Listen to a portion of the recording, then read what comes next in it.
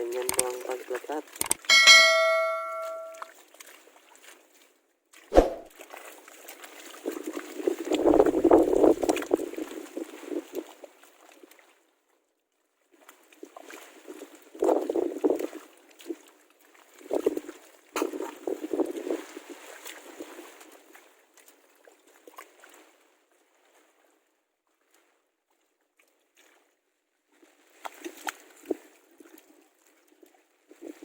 Po ang pagtataniman natin ng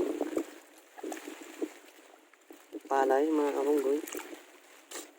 Ang ating punla. Yan.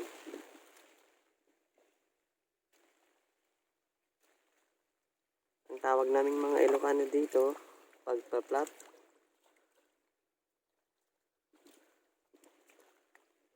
Yung pagtataniman ng bunubon, mga kabunggoy. So, ito update muna tayo sa bukid. So, yan po si tatay. At, aking kapatid, ayan po. At, nandun naman po sila, Chanel, Mangjan, at Rashan, ang mga magbibisukol. Ayan, so, namumulis sila ng bisukol para may pampulutan na naman. Ayan, so ayan po.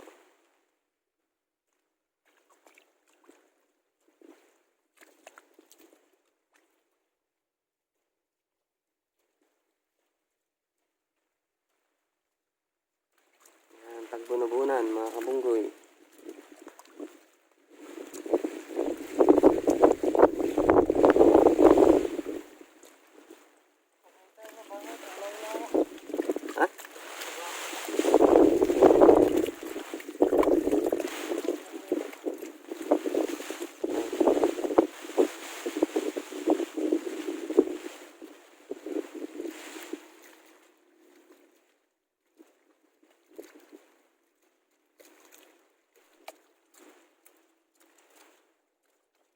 So, parang mga aso lang, mga kabunggoy, no? Ayan.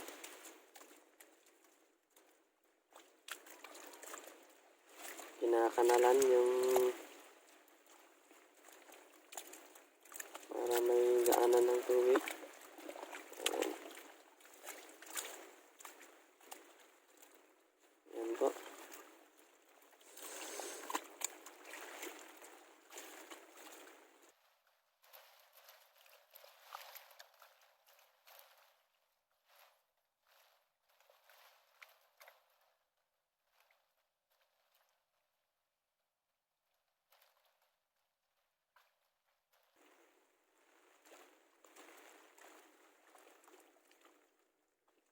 Dahil panahon na naman ng panagtatalon, mga kabunggoy. Ito.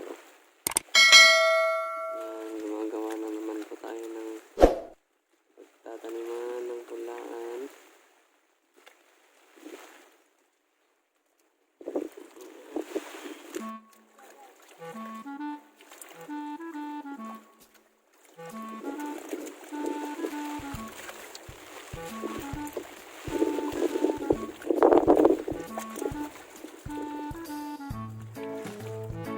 So, himas-himas.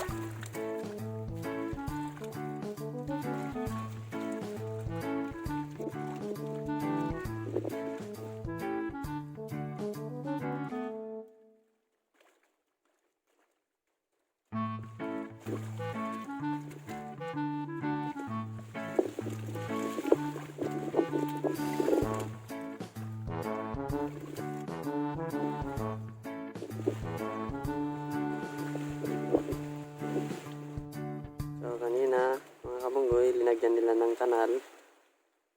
Yan yung mga hati-hating yan. Tapos ngayon, dyan naman sila sa may gitna niya para mailubog yung mga nakapataas na damo. Ayan, so hinihimas-himas nila. So, pinapantay.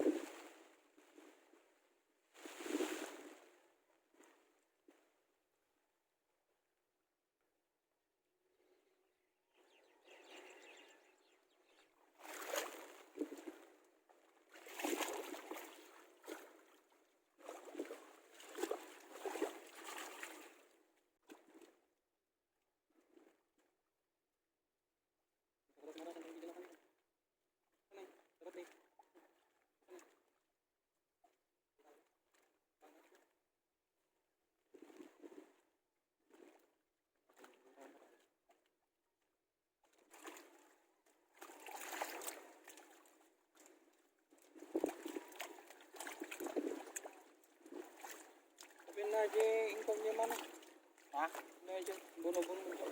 Yan na. Mukhang may kasi. Ito pa lang. Di ba? Buno-buno ito.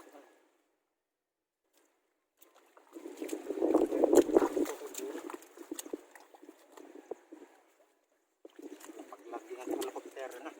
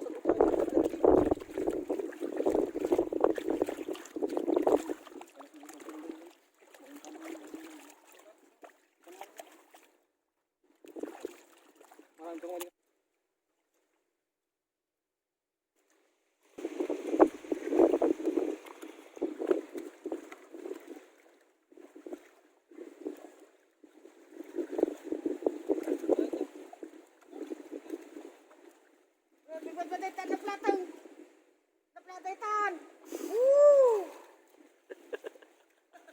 Bakit nakastuin na eh. Lawasan? Pagkalantan tayo. Naplatay na gigagat na pinamay. Nagaduwa mga taon na. Ayan, so pinapatubigan na po natin mga kabunggoy. Ayan, so papatubigan na po natin.